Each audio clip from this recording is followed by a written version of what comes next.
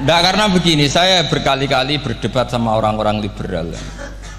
Sekarang saya tanya, mereka kan senang sekali ya mengutip ayat la ikraha fiddin, bahwa dalam agama itu tidak perlu pemaksaan. Sebetulnya ayat itu jelas ada terusannya qad tabayyana rusydu minal ghayy. Yang benar tentu begitu jelas, terpisah betul begitu jelas, yang benar ya benar, yang salah ya salah. Sehingga kita tidak perlu memaksa orang, misalnya 2 ditambah 2 itu 4, terus kamu paksa, kalau nggak mengatakan 4 tak penjara, itu tidak perlu. Kalau orang waras pas bilang 2 tambah 2 4, 1 tambah 1 2. Kebenaran la ilaha illallah itu seperti itu, kebenaran yang begitu nyata sehingga tidak butuh dipaksa. Jadi sebetulnya la ikraha fiddin itu konteksnya karena kebenaran benar-benar sudah punya eksistensi yang nyata. Untuk diakui itu tidak butuh pemaksaan.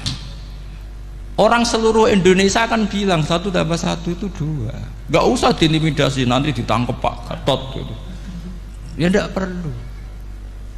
Makanya terusannya ayat. Lah repotnya sekarang santri-santri kalau pidato khitobiah di pondok-pondok ya diputus kayak orang liberal. La ikraha fiddin. Itu belum wakaf, masih qad tabayyana rusydu minal ghayy.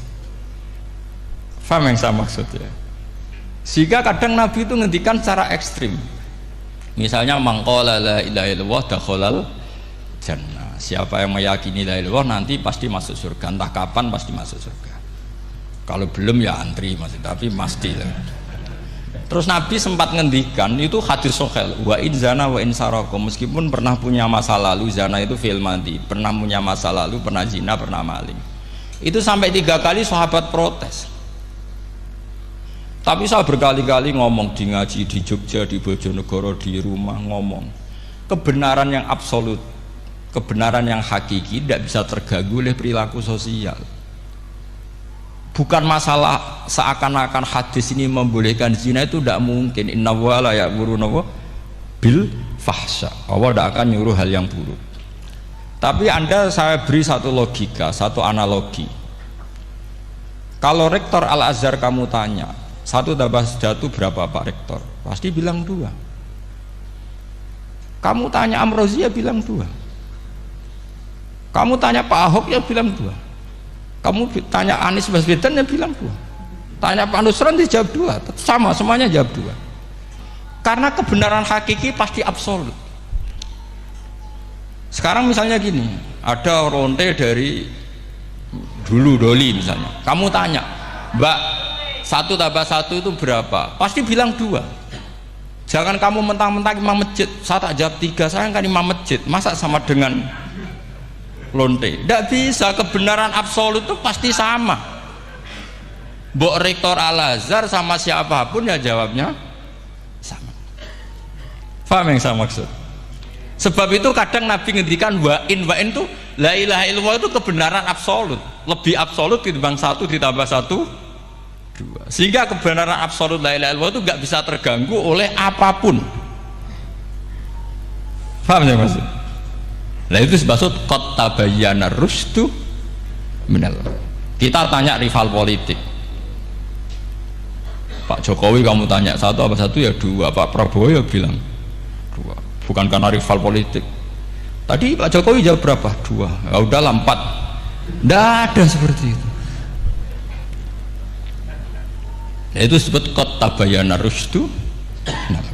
Nah kembali ke ide tadi, ide bahwa wukuf boleh di mana saja, terus boleh tidak syawal, itu udah ide. Sebenarnya sampean mikir saja itu sudah kriminal. Berarti sampean ngapalkan pikiran salah ya. Karena kalau kita diskusikan itu lucu sekali, karena ya itu sudah begini loh kaidah khilaf itu. Saya kasih tahu. Walaysa kullu khilafin jaa mu'tabara illa khilafal ladzi khadzum minan nadhari. Tidak semua khilaf itu dianggap satu khilaf, satu perbedaan pendapat kalau kualitasnya nggak sama-sama mutu. Kalau yang satu nggak mutu itu nggak dianggap khilaf, nggak level.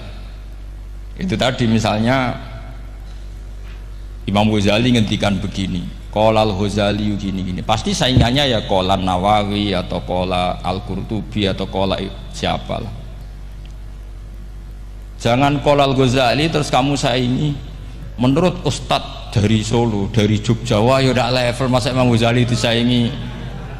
Itu aturannya seperti itu. Ini jelas Rasulullah sendiri yang ngendikan al-hajju arafah, bahwa syarat sahnya haji adalah wukuf, dan Nabi menyebut arafah. Tentu kita tidak pernah memperbandingkan apa yang disabdakan Nabi dengan yang jadi pikiran mereka itu. Kalau mereka alasannya karena orang bergumul di situ, di Mina, di Arafah, gara-gara waktunya sama, titiknya sama, terus terjadi kematian gini. Apa yang nggak wukuf di Arafah itu hidup semua. Itu kan kayak dalilnya orang rokok mari cepat mati. Oh, sing ra rokok ya mati.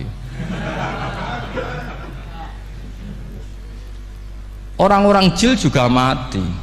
Orang-orang liberal yang pikirannya katanya ingin menyelamatkan kehidupan juga pada akhirnya mereka mati. Mendingan mati di Arafah, keren nih tanah suci. Bodoh usah begitu. Sebenarnya begini loh, mereka itu menjadi salah karena nggak mau ngaji fikih secara serius. Saya itu menyesal sekali ya, kenapa sih orang wukuf itu kok dungani suwira barbar itu mang sakiliane. Boy dongo aku yakin pangeran apian sediluk tetap dituruti gitu aja, gak usah lama-lama. Ya kata hikam kan gitu, ngelingno pangeran udah suwi-suwi, sing perlu dielingno sing iso lali. Pangeran iso lali kok amen mbok elingno wae kan gitu cara madzhab hikam. Makanya kata madzhab hikam kan gitu, wa inna ma yunabbahu man yajuzu alaihil ikhfal, yang boleh diingatkan yang mungkin lupa. Tapi kalau masih ingat ya sudah tidak usah diingatkan lagi. Doa itu sekali saja. Saya ini termasuk korban kitab hikam. Loh, saya itu berkali-kali ke Mekah. Itu saya kalau dongo itu pertama di Multazam berdoa. Itu saya sebagai santri, ya pas di Multazam ingin berdoa lagi. Tapi mesti spontan itu ingat hikam. Yang boleh diingatkan, yang mungkin lupa. Akhirnya bilang, ya sudah tadi Gusti, ya gitu dong. Di putaran ketiga bilang, tadi loh Gusti, ya gitu terus. Karena memang saya malu mengingatkan zat yang nggak mungkin lupa. Tapi sampean jangan ikut saya, ini kriminal. Ini termasuk sisi-sisi kriminal ilmu saya. Tapi ilmunya ada, sampean cari di hikam, wa inna ma yunabbahu man yajuzu alaihil ikhfal, yang boleh diingatkan, yang berpotensi lupa. Mungkin Anda punya dalih, wah aku dongo mau nunjukno butuh Gus, tapi ra kepen disembadani. Ya alhamdulillah nek ngono. Tapi tak pikir makom sampean tidak seperti itu, tetap kepengen disembadani. Lalu pertanyaannya kemudian, kalau kita ngikuti fikih sebetulnya nggak perlu menumpuk di Arafah. Sama cari di takrib, di muin, di semua bab fikih, wukuf di Arafah itu sah dan tidak perlu muksun, walau mutaraddidan, meskipun hanya jalan-jalan. Bahkan di Fathul Mu'in diberi walau lagi, walau fitolabi abidin, moro Arafah mbek golek duit ceblok atau golek apa ya wis sah. Loh, andai kan semua melakukan itu mau ngesif muter saja kan selesai kan. Mari terus dodongkrok di situ lama-lama. Ya enggak? Zaman Fathul Mu'in dihentikan walau mutaraddidan, lewat tok itu sudah sah. Bahkan walau fitolabi abidin, meskipun tidak punya niat wukuf, pokoknya ke situ ya sudah, nyari-nyari apa gitu. Sing maring menumpuk gara-gara semua itu ingin ideal. Wah mumpung di Arafah, ngentekno Tegal, ngentekno sawah, wah sudah. Makanya kalau haji itu sama orang yang ngedol Tegal mesti seru, wah itu nangis. Haji be orang alim atau orang KBIH gak iso nangis karena malah badi kan, dia kan nggak pati iso nangis mesti itu. Nah ini kan, ini penting saya utarakan. Jadi andikan orang itu ya haji kayak orang-orang alim. Setahu saya orang-orang alim kalau haji ya biasa saja, sekadarnya, karena ya dia tahu ini masalah karena nanti ganggu yang lain, sekadarnya. Karena kita ini berlebihan. Akhirnya menumpuk di situ. Padahal fikih zaman dulu sudah mengatakan walau mutaraddidan fi talabi abike. Jelas itu takbirnya. Masih ingat atau jangan takbir itu? Harus ingat ya. Jadi ini kan problem kita lagi-lagi tidak hafal. Kita tidak menguasai ngotok fikih.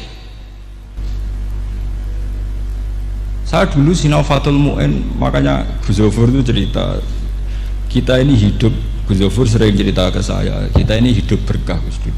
Zaman saya jenengan itu rata-rata teman-teman Fathul Mu'in itu setengah hafal i'anah. Ya karena kompetitornya ya baik, peminatnya ya baik.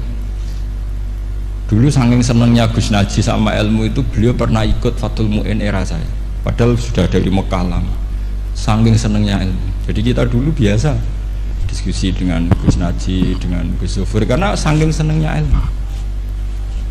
Ya itu tadi, karena memang ilmu itu asik. Tapi kita ini belajar fikih itu tidak seperti itu. Kita sudah kayak ya sudah kayak orang-orang yang nggak mau fikih. Wong nak ndonga ning Arafah gini-gini terus ya hanya gitu-gitu dong. Ndak mikir kalau ganggu orang lain itu begini gue kayak gitu.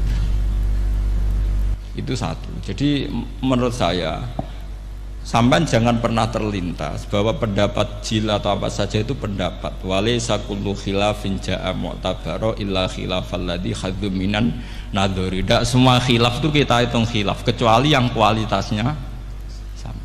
Kecuali begini kualitasnya agak sama. Misalnya sholat jenazah. Sholat jenazah itu trennya kan mayit di depan, terus imamnya itu di belakang. Nah itu boleh, ada ulama mengatakan nggak apa-apa. Sholat jenazahnya di depan, mayit imamnya di jenazahnya di belakang, imamnya di depan. Meskipun itu tidak lazim, tapi masih masuk akal. Itu tadi fa'innal janazah laisat bimanzilatil imam. Piye jenazah ora imam wajib kok ngarep. Alasannya apa? Loh itu udah orang liberal, itu kitab Mahalil. Kaul awal jenazah harus di depan, kaul sani tidak harus. Piye jenazah itu tidak imam. Coba alasannya di depan apa? Dia ada tidak imam. Kalau seperti itu masih khilaf karena sama-sama ulama. Dan khilaf ini dipraktekkan, tapi jangan di sini loh ya, ini jadi fitnah. Sampean tak cerita nih, sampean kalau haji itu tiap ba'dal maktubah ada sholat jenazah enggak sampean jawab saja.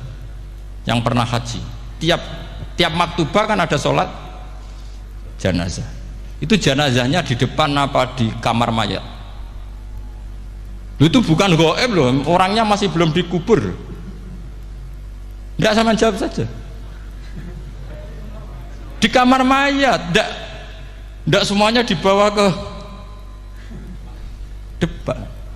Artinya ada konteks tertentu, mungkin kauliku ya ono gunane dalam konteks Mekah karena orangnya banyak sibuk, ora kober gawa napa jenazah. Tapi nek dalam konteks teng Indonesia ya suul adab. Wong keren pisan kok ngarepe kok ora oleh gitu. Jadi ya kalau kiai kan biasa kok ngarep keren. Misalnya jenazah wong awam kesempatan sak ngarepe kiai yo pas mati kowe kok ora oleh gitu. Jadi cara kula itu kan. Lah iya misalnya ana wong awam goblok mati. Jenazah dak kok nguri. Dadi yo apa dadi ngarepe kiai pisan kok ora oleh gitu loh. Jadi menurut saya itu. Tapi kalau kamu mengatakan ini fardhu ain, kalau enggak di depan enggak salah, alasan Anda apa? Ini itu udah imam. Yang wajib di depan kita ini kalau imam. Lah seperti itu khilaf. Ini cerita khilaf. Mutu, alasannya sama-sama mutu. Qailnya yang punya pendapat ya sama-sama mutu karena diceritakan kita mahali. Dan dipraktekkan di Arab Saudi, yaitu banyak jenazah di kamar mayat, tetap sholat apa? Jenazah gaib. Itu pernah saya praktekkan. Tapi sekali itu saja, mungkin tidak terulang. Pas kemarin Banafe Hajin, Banafe itu dekat jenazah itu tidak mungkin, banyak sekali. Gak sholat tuh bengi-bengi tante ini nganti jam loro. Dan saya akrab sama beliau, sering guyon sama saya. Sebelum meninggal tuh berkali-kali ya, memang masih keluarga sama saya, jadi sering guyon. Dulu sering guyon sama saya. Ya gue sebenarnya tenanan ini sering ngandani saya gitu. Saya nggak ngira kalau mau wafat. Akhirnya saya itu ke masjid sama anak saya namanya Hasan, acung nyolati Banafe. Pak kok nggak di depannya? Ya sudah ini darurat karena nggak mungkin mendekat beliau. Jadi ya itu tadi buktinya sholat gaib. Sholat gaib juga misalnya orang Kediri boleh nggak nyolati orang yang mati di NTT yang lebih timur, boleh nggak? Boleh, padahal mayatnya di belakang karena memang tidak imam. Lah kalau seperti itu khilaf, ini cerita kalau seperti itu khilaf meskipun agak-agak kontroversi tapi kualitasnya masih waras lah, masih bagus. Sampai kalau nggak percaya cari di mahal di bab jenazah. Kalau mahalnya ada di Qalyubi, tadi jelas saya yakin itu ada. Saya tidak donan yakin jangan. Kalau nu mulang, ya mulang terus tidak punya masalah ingatan. Jadi ingat betul kalau takbir itu ada gitu. Jadi saya ingat betul kalau takbir itu ada. Subhanallah wa bihamdihi 'adada khalqihi wa ridha nafsihi wa zinata 'arsyihi wa midada kalimatihi.